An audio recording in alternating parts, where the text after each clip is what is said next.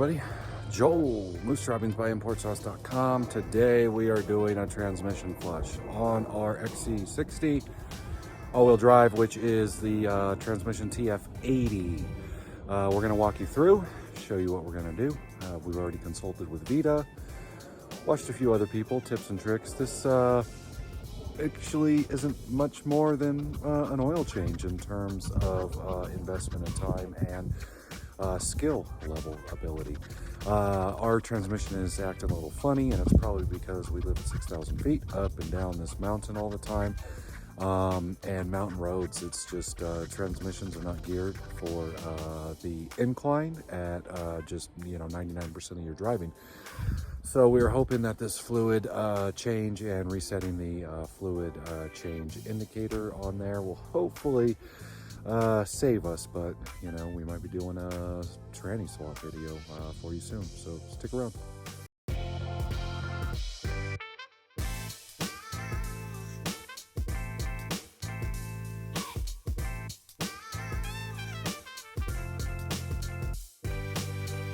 Okay, first things first, we just had to do some 2x4s under there, just a little bit of room to get the splash guard off. Obviously we don't want to be on ramps. This needs to be as flat as possible for the fill and leveling process that we'll look at.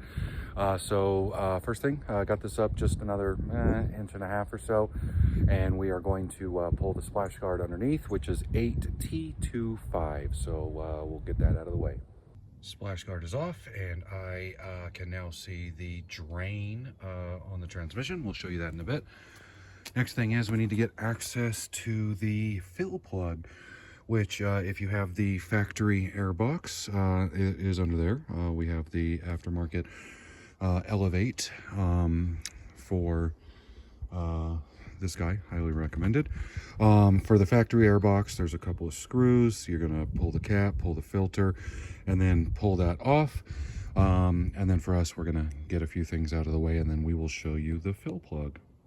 Air intake is off, and now we can see the fill plug right there.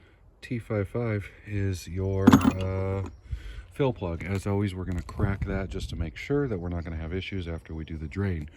Okay, we crack that loose. Next thing we are going to do is we've been driving the vehicle. We are going to plug Vita in and just confirm that our transmission temperature is right at about 50 to 60 Celsius, so about 120, 140 Fahrenheit is what they recommend for completing the service. So it will be hot fluid, but that's what they want you to do, because that way it's been driven. Everything is kind of been moved around in there. It's not sitting around, and then it's going to be hot enough that you should be able to get a good drip out on it. So we're going to do that. If you don't have Vita, most of the OBD2 plug-in plays, like a dash command or something, will get you there. If not, those tools may be expensive. You may need to get this done. Run the car, not vigorously, but drive it around the block a couple times. Get everything kind of moved around, warmed up, and that's better than nothing. Before we get under, let's go ahead and show you what we are using here. Obviously, we saw the T25 to take the splash guard off. We need a T35 for the leveling bolt, which is this guy. We got a brand new one. You'll see what that setup looks like in a second. This actually goes inside the center of the drain bolt, so that you can release this separate of draining the transmission. And it will, once you see the tube, you'll see how the transmission will allow it to self-level by just simply removing this. Part number on that, there it is right there, 234656.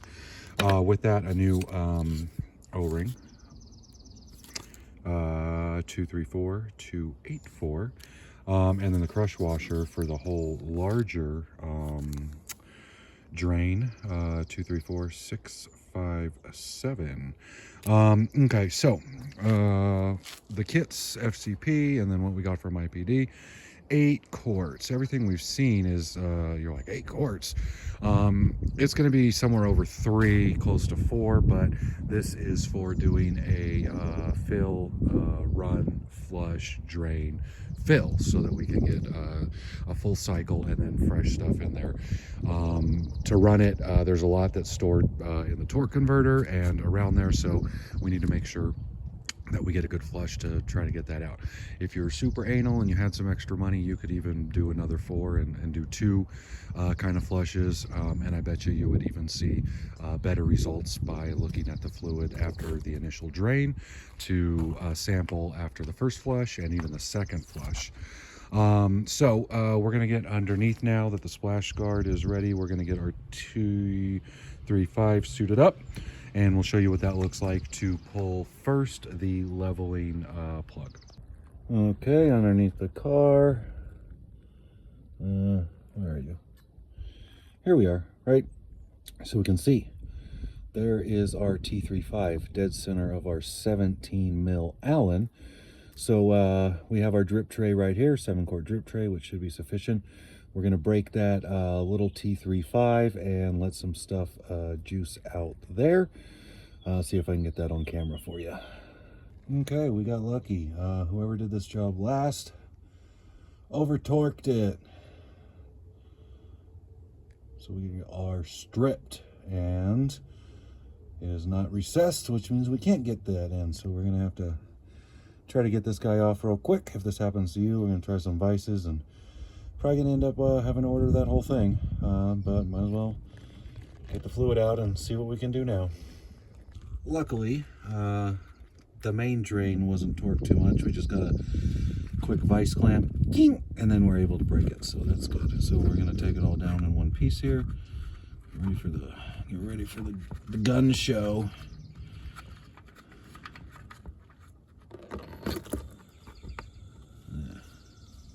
Okay, so here is the drain plug and level plug.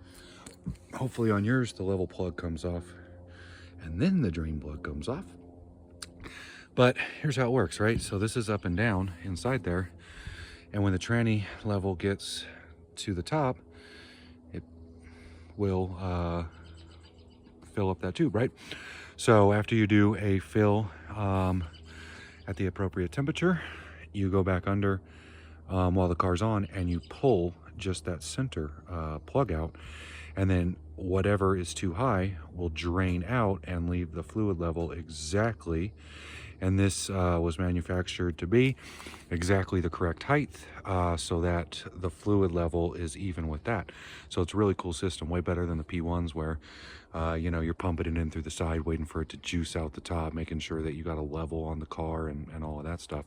So we're going to figure out how to get this off. We have, as we saw, a brand new one, but we'll let you know just in case this happens to you as well. And then we are going to use this empty jug and fill the fluid that came out, just so we know exactly what came out, just so we have a good idea.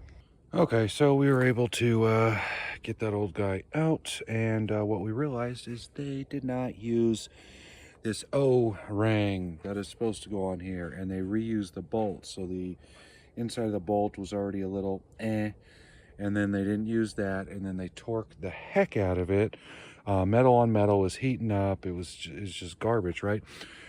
We had to drill it out very carefully.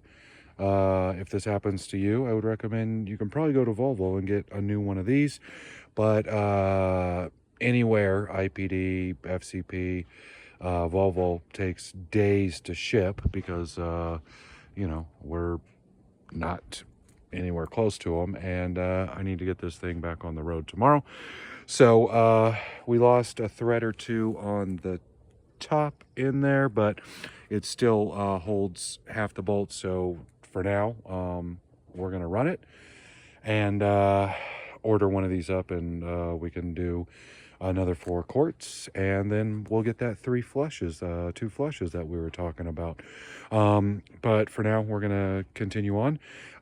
Thing's been draining now for quite a while. We're gonna go underneath, put this on, with the new O-ring. We're not going to torque it. We're just going to get everything on there and then fill up our about 4 quarts until it starts to leak out. So we're not going to put that center bolt in, and that's how we will know that it is topped off. And then we will put the center fill level bolt on and fire it up.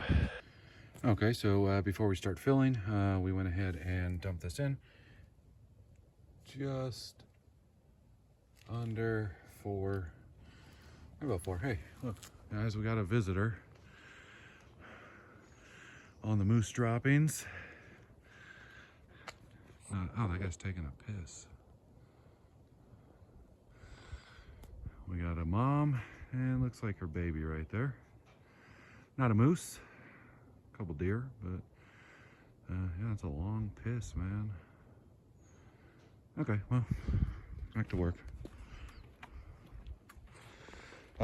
Almost 4 quarts. So what we're doing in here, super long funnel, and we'll dump 4 in. And again, we have the drain plug in the bottom with the overflow up. So as soon as it starts dripping through there, we'll know to stop. But we should get to right about 4. Hello.